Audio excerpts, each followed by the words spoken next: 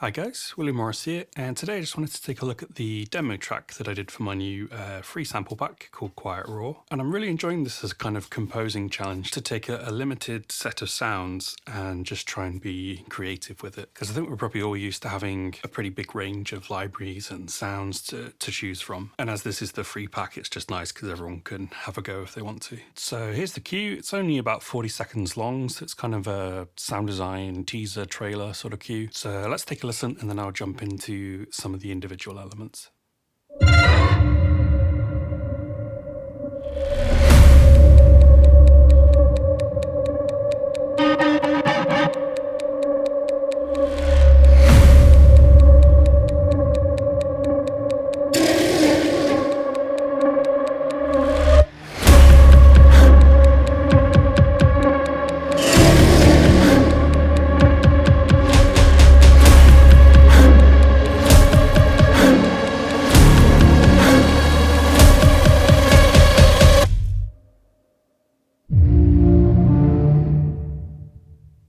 So that's the cue, pretty simple arrangement, and it's all sort of based off of this kind of rhythmic drone thing that adds some momentum and kind of slowly builds throughout. So if I just solo it from the beginning.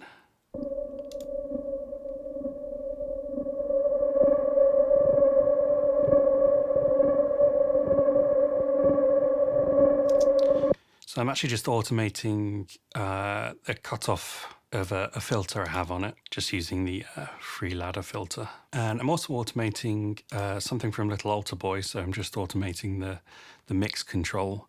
And I'm basically doing an octave pitch up, but with the formant set lower.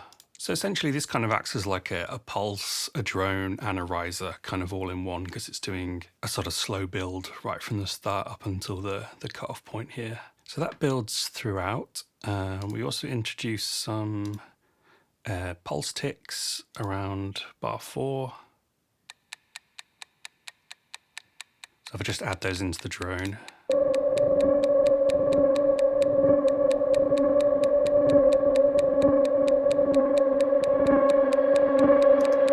I like these ticks because they give a sort of sense of pace, but they're very narrow in their frequency range. They don't sort of tend to step on any other of the bits of sound design we've got going on. And then we're just using a few different sort of signature sounds and Brahm effects just to add our different accent points throughout the track. So I'm starting off with these string effects, which were like a new category we added to the library.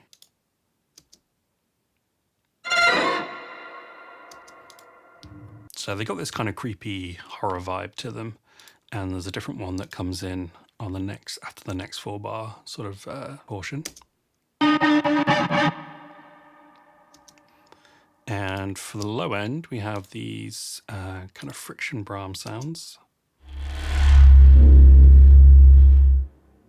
They're very low, very subby, so if you're listening on a phone, you might not be picking too much of that out. But we're keeping a lot of our continuous elements pretty free in the sort of sub and bass region, so we've got plenty of space for these type of Brahms. Another nice way to get sort of more mileage out of a certain set of sounds or pack is to repurpose them. So this was a ping sound,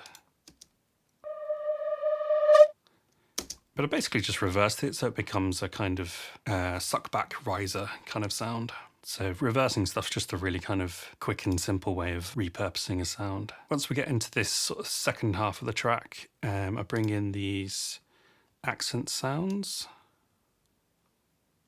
Now this is the same sound on each track, but I basically just put 2 in, so it's almost like a false delay kind of thing. It just gave me a bit more control over the timing. But they sound like this. And then we bring in a few more little accents afterwards. I'll just solo all of those.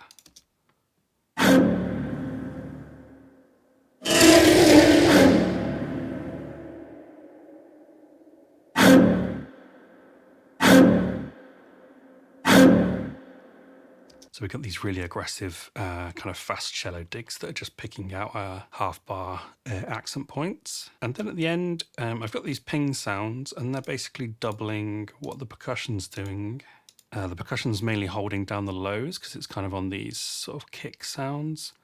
So the pings kind of take up the highs. And again, this is just kind of repurposing a sound. So instead of it being a ping that you might use like, in an intro or something like that, it's just fun to use that as like a fast accent in the outro. So they sound like this. Pretty machine gunny and unnatural when it's soloed, but in context to the rest of the track, I think it works quite nicely as an accent.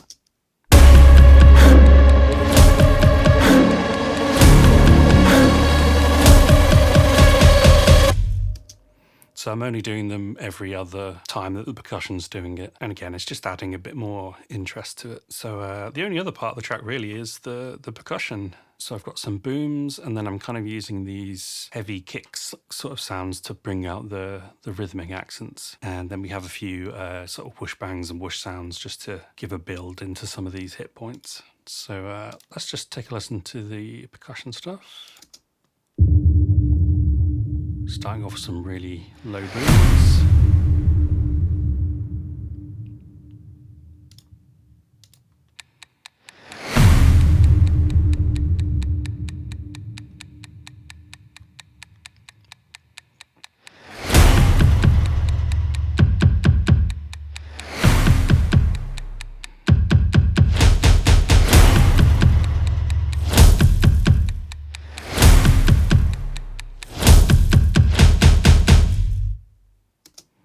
So I'm sort of trying to let everything that's really low and subby only happen for quite a short amount of time. So the main rhythm is just on these kicks,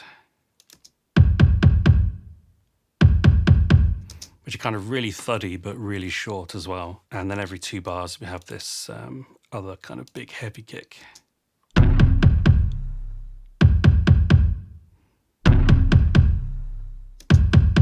So that's almost like a sort of bass guitar accent type thing. And then along with that, we just have some whoosh bang sounds and some whooshes on their own as well.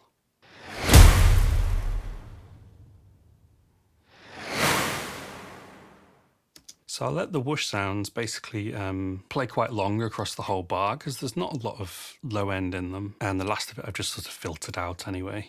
So I really want these main kick sounds to kind of punch through, so I'm just giving them as much space as possible. So I think the final sound's probably going to be just this riser that we have. It actually starts about halfway through the track, but it's kind of really low to start with.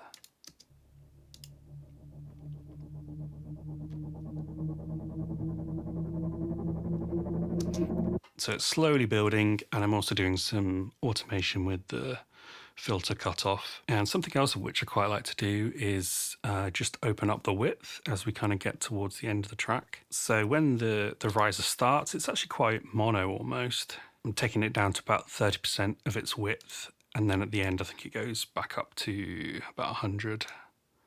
Yeah, so while it's low and subby, it's kind of staying in the center. And then as it opens up towards the end here, we're getting wider and also adding in some frequencies at the top as well.